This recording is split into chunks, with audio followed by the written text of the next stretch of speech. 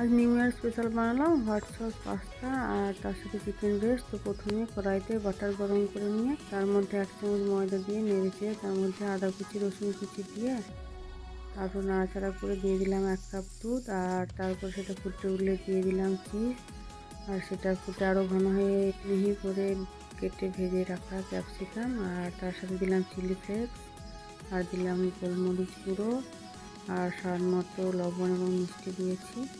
তারপর ফুটে একটু গ্রেভিটা ঘন হয়ে এলে দিয়ে দিলাম আগের থেকে সিদ্ধ করে তুলে রাখা পাস্তা।